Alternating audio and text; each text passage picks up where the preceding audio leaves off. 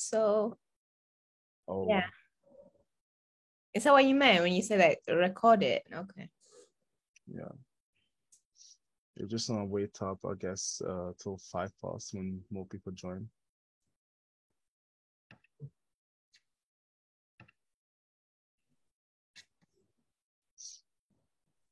Okay, you should be the host now, yeah. Yeah.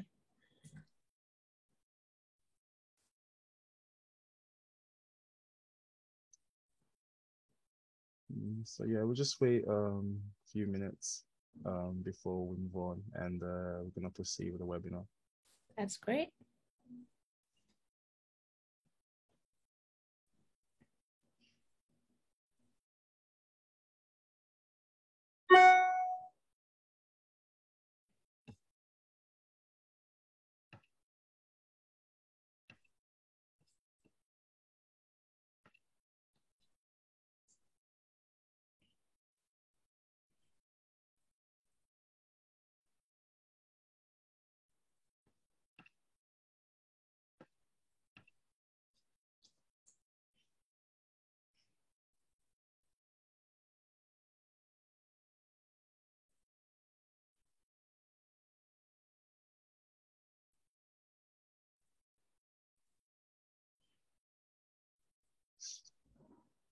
All right, are you gonna share the screen?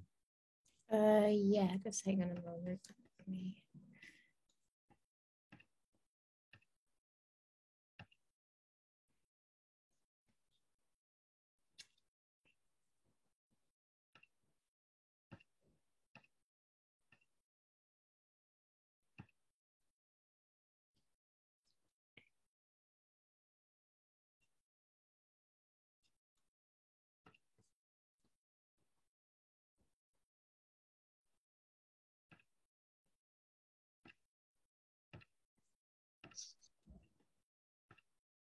Yeah.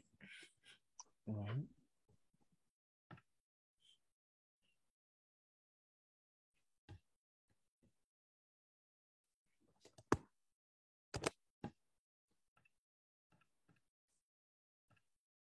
Yeah, I think you can start the presentation. Yeah. Slideshow. Slideshow. Slideshow. Yeah. Yeah, not top right. Yeah. Oh, top. The way it says slideshow. No, the way it says slideshow in the middle. Yeah. If you move your mouse across to the right side. Yeah. Yeah. Oh, there we go. There we go. We made it. Because it was the Zoom thing was blocking it. Okay. Oh, good.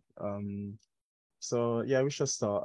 Hi everyone. My name is Craig, and I'm the current IT officer of the association. With me, I have Rashmi. Yeah. Hi, everybody. I'm Rashmi. I'm the publications officer of the BPSA. And we're here today to talk to you about anti-racism and spotting the signs of it and how you can challenge it wherever you are, basically. So we are arranging this webinar in honor of Black History Month. So we think, it is a really befitting topic that anybody can apply wherever you are. And it doesn't have to be just pharmacy. You could apply this to both your professional and your personal life. Right. Yeah, moving on. Yeah, moving on. Sorry, can you move to the next slide? Okay. Right. So what is racism? So racism specifically is the practice of prejudice and discrimination targeted specifically against individuals or communities of a specific race or ethnic background. So I'm pretty sure, if you are from an ethnic minority background, you may have faced discrimination in some way, form, or another. And it can come in a variety of different ways. It can be both subconscious or direct. It can be, a verbal slight. It can be body language. It can be a physical assault. It's really varied, but the bottom line is really clear, and it's basically negative attitudes or behavior directed towards you, specifically because you come from a particular ethnic background. And Racism is something that is still so prevalent in our society today, and deconstructing it and confronting it is going to take a lot of work. So, racism in healthcare is a huge issue, and we are going to talk about, why it's important to combat this specifically, especially since, we are healthcare professionals ourselves, and we are also going to be working one day. So yeah, it's, we need to learn how to spot the signs of it and why, it's important to tackle racism no matter where you are in your career. So yeah, moving on to the next slide. Why should we challenge racism? So as I said, racism is very prevalent in healthcare, in the NHS. Recent studies that have been carried out by the NHS show that there's still a lot of work to be done when it comes to inclusion and diversity. And many people of Black or Asian minority backgrounds feel that they have been harassed or bullied or discriminated. It can be either a healthcare professional or a patient. Healthcare professional feels that they are being discriminated against and they are not being given the same amount of respect and credibility as their white counterparts. And patients themselves, also face racism, and that impacts the quality of care that is offered to them, and which can also be really detrimental. So racism is so systemic and it's so ingrained into our society wherever you are. So, we can't place all the responsibility on experienced healthcare professionals alone or people who have been working in healthcare for quite some time. And we shouldn't have to, and we don't need to feel like just because we are a student or we're a trainee, that doesn't mean that we should not feel qualified to challenge racism, because deconstructing it takes effort on all levels. So if we start from the basic level, from being a student, and as we learn to spot the signs of racism and challenge it, that gives us the confidence to speak up as we progress in our careers as well. So it's really so important to learn how to spot the signs of it, to be brave enough to speak up about it and to challenge it. So yes, and yeah, that's basically why it's really, really important to do that. So the opposite of racism, which is on the other spectrum, is basically anti-racism. And anti-racism is the conscious action to challenge racial prejudice and discrimination via active education and learning to minimize racial inequalities. And this is kind of different from passive racism. Passive racism is sort of where you know what racism is, but you're not doing anything to actively counter it as well. You sort of put the responsibility and shift it to other parties or other people to do it. But anti-racism means you are actively taking on the responsibility to educate yourself basically about racism, the effects of racism, how harmful it is, and you try to learn how to challenge it as well. So, it requires a lot of active effort, conscious thinking. It requires, education, like I said. So it's not just enough to recognize something is racist. Anti-racism also requires that you put in the effort to challenging something that is racist. So that is the opposite of racism. And anti-racism is something that we hope that most of us will start to practice as we move forward in our careers and in our degrees. So wherever you are, really, if you can learn how to be anti-racist and the beginner steps, so to speak, to take to combat racism, then that is a really, really good start. And we all have to start somewhere. So what to do if you experience racism, and you can do this, and can come across in any situation. So whether you are in university or if you are a foundation trainee or if you're at work.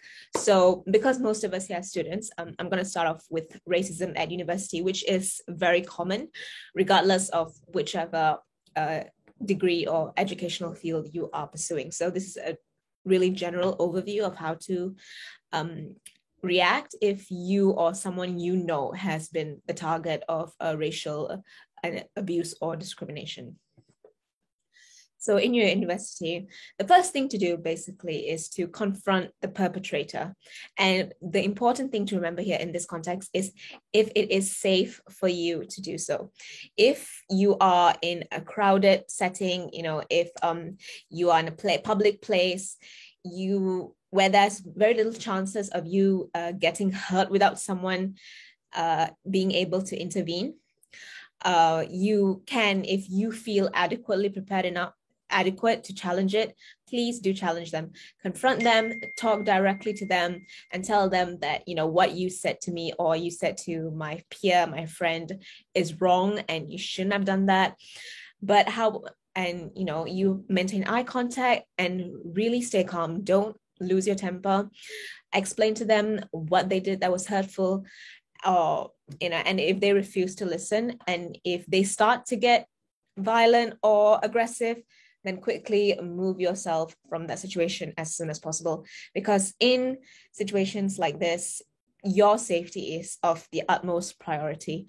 And so, if you are alone, if you are in a quiet place or there's really not a lot of people around, the best thing to do is to just stay calm and ignore the person and walk away. However, staying quiet doesn't mean that you're not doing anything, because in that moment, your biggest priority is your safety. So once you have removed yourself to a safer position or a safer place, you can then take the necessary action to combat what you just saw. So the next thing you have to do is inform your head of school and your personal academic tutor. So I would say go to your academic tutor first, because they're the ones that have been assigned to you. They know you quite well, and you can go to them and you can talk to them, and they can signpost you to different resources. Depending on the severity of the situation, then the head of school may have to get involved. So the head of school will be contacted and the perpetrator may be brought forward. And, there may be like a mediating situation or something like that to happen. And the next thing to do, if you cannot get in touch with either your personal academic tutor or your head of school, if they are out at the moment, if they're not in, the next best thing you can do is lodge a complaint with the university human resources team. Now, it is really important to write down a detailed report of that incident and to basically keep a copy of it, because as we all know in pharmacy, as we say, if you didn't record it, it didn't happen. So that also applies in this situation. Record everything that you can remember of the situation, write it down, and as much detail as you can remember. Save a copy, a hard copy, and an online copy on your laptop, and give the hard copy to the university's HR team so that they can have that for their references. And they may be able to, and you never know, whatever evidence that you can give in will be so valuable, and you never know how useful it will come in. So please write a report and put on as much information as you can. Then the next thing to do, once you have made the report or informed the head of school, the next best thing to do is to go visit the university mental health counselor, or bring your peer along to the mental health counselor, because as we all know, being the target of discrimination or racism sucks, to put it bluntly. And you will feel small, you will feel discouraged, you will feel upset, angry, resentful, and it's important that you process those emotions in a healthy way, and your school mental health counselor is the best and safest place for you to do that. So please go visit them and let your whatever emotions or anything that you felt about the experience come out. And so you will then be able to process it well and be able to move on and learn from the situation in a healthy manner. So now we're going to move on to what happens if you face it at work or foundation training. Now, this is where things start to get a little bit tricky, because you are basically a working person, and it may not be as easy for you, or you may struggle to find the help as quickly as you did in university. And so, but obviously, as always, the first thing to do is to inform the person the most senior person. So that could be your designated supervisor or your line manager of the matter. Inform them, tell them exactly what happened, explain the matter in detail. Again, write a report, keep a copy of that, give it to them for references, so that then they will be able to call in the perpetrator who did this to you, have a discussion with them, pinpoint exactly what the incident was because they have the copy, and they're not just basing it off what you're telling them, because someone can just come and counter that and say, well, they're twisting what I said, and they take it out of context. So having that reference is so important. And if for some reason your designated supervisor or your line manager did not treat that situation with the gravity that it deserves, then you may have to contact Pharmacist Support or the PDA for help. Now, these two are charities and organizations that work really closely to support the mental health and well-being of pharmacists. And, they will help pharmacists who have been wronged or who have found themselves in tricky situations. So if you have not been able to seek adequate support for this incident at work from the people that should have helped you, then you do have to reach out to Pharmacist Support or the PDA for help. And as always, if possible, seek counseling for emotional well-being. And Pharmacist Support is a charity, and they do offer mental health support as well. So when you get in touch with them, you will be able to then access whoever is on hand to help you counsel you and to get you through this really unfortunate incident. So these are a list of charities where you can get help in a professional situation. So we've got the professional help, so that's the PDA, the Pharmacist Support, and the GPHC, basically. So these are the professional organizations that you can reach out to. Now, there are also some other more specific charities who can also help, but for different reasons. So if you obviously, being a healthcare professional, you're working for the NHS. So these are mental health charities that specifically cater to looking after the mental health and well-being of people working in the NHS. And then we've also got the third sector help, which are mental health organizations that are focused specifically towards Black and Brown mental health. So obviously, mental health is a big issue in both the Black and the South Asian communities. So, it's really important that you also find a charity that understands you, because it helps when you are talking to someone who comes from the same community as you, who can also understand what you're going through, because chances are they themselves have been in a similar situation. So they will be able to help you, to signpost you to the resources, and also just give you a safe space to process whatever's happened to you. So don't be silent. If you have experienced it, if your friend has experienced it, tell them to look for help. Signpost them to these resources, because you never know what support is available for you until you go out and try. So yes, that is really important. Always make sure to prioritize your mental and emotional well-being as much as your physical one. So we are now going to move on into the BPSA anti-racism policies. So a lot of organizations have their own policies on challenging and tackling racism. So these are ours, the policies that have been created by the BPSA. So ours are educate, advocate, educate, and celebrate, which also is the theme of our Black History Month campaign. So the first thing is to advocate. And, what does advocate mean? So to advocate means to not be silent and to be an ally for the oppressed, basically. And so what that means is to take on the struggle. If you are fortunate enough to have not been the target of racism, or, you have somehow gone through life not experiencing it, don't assume that there's nothing you can do to help just because you don't have the experiences. Sometimes the most important and valuable thing you can do in that moment is to just listen. That, at the end of the day, that is so important. And that is really what someone who has been hurt needs. They just need a voice, someone to be empathetic, someone to be sympathetic, to listen to them, and to just hang in there with them, to support them, to see them through. And that's so important. So be an ally, take on the struggle, do things. Be empathetic when your colleagues and your peers talk about their experiences with racism. Don't write it off and just say you're being sensitive. Like, it's valid. Whatever they're feeling is absolutely valid. And if they have come to you seeking support and help, or just a friendly ear, then the least you can do is to just, be open, be quiet, and just, let them talk and process and let everything out.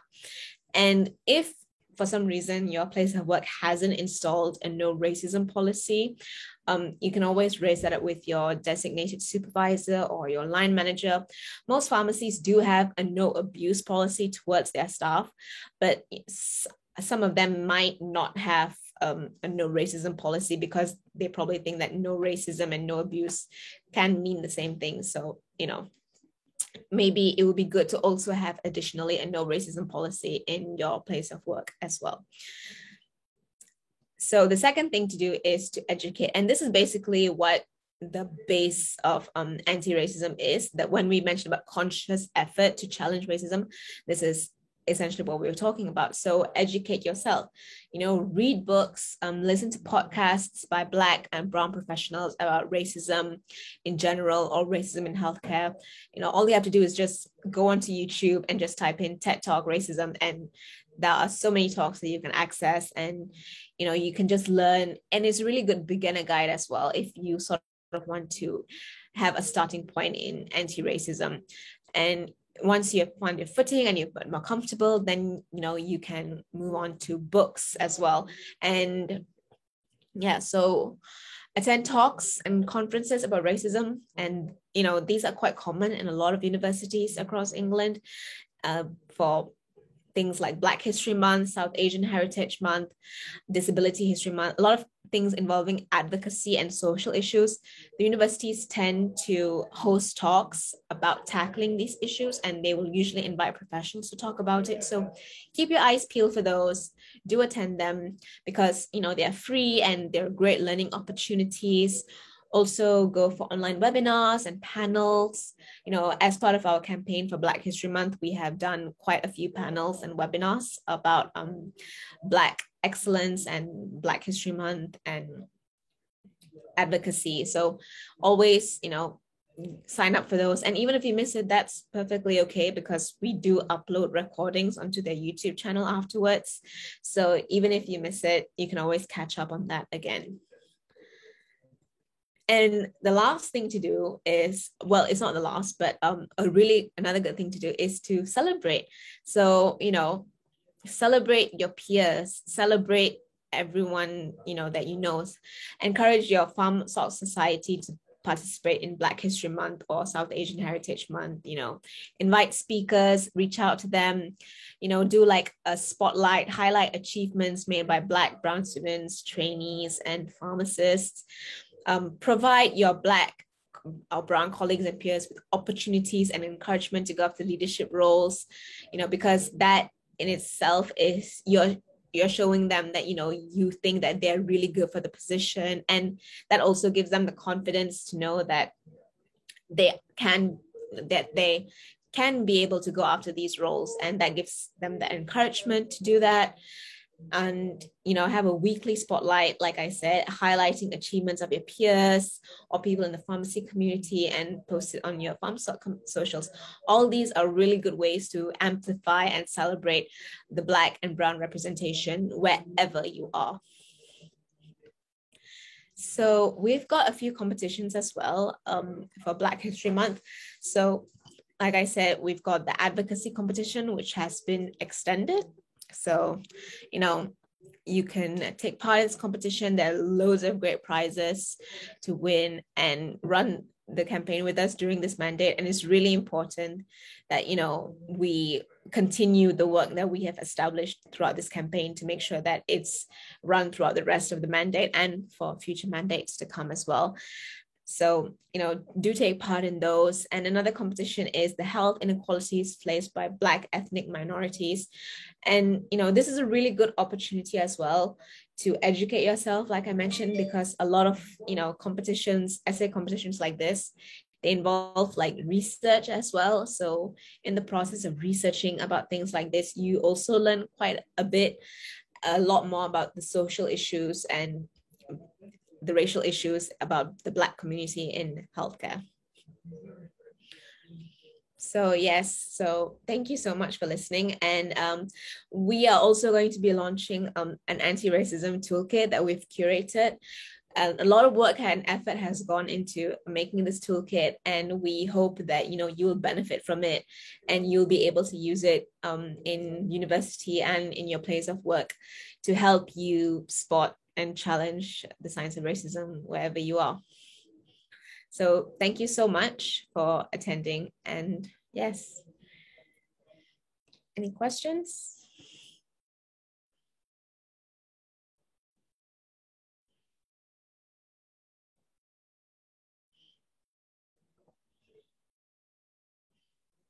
No questions so far. Obviously we'll still remain for maybe like a few minutes, even up to 5-10 minutes, if see if any of you has any questions related to the webinar itself, or wants to sort of like discuss anything related for what we say today. So again, if you have any questions, please do not be afraid. We'll just stay here behind, and we'll let you discuss with us whatever query you guys may have.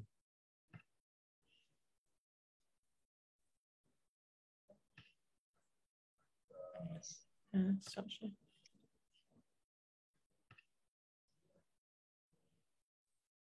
Yeah, all the questions so far.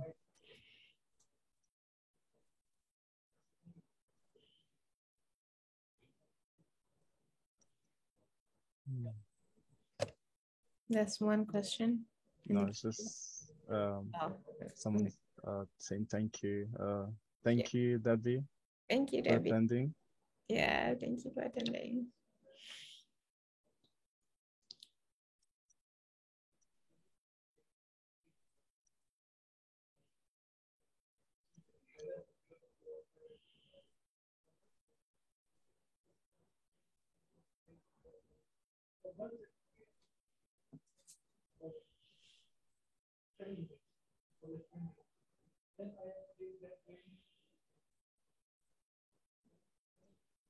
Thank you, Amaka.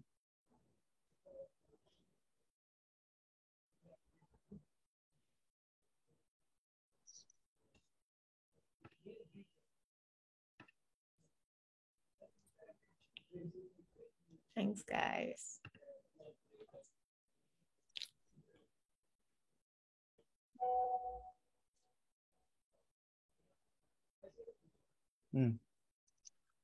Doesn't seem to get any questions, so I believe we can end this here. Yeah, we can recording. Yeah, I can end the recording. And thank you again. Thank you guys for attending. Thank you, guys. It was really good to see the attendance and see people actually being involved and actively participate. So similar occasions, it's good to see that, and that's the best way and sort of the best approach to learn more about how to tackle racism within our environment, and also to learn how to be anti-racist. So yeah, well done.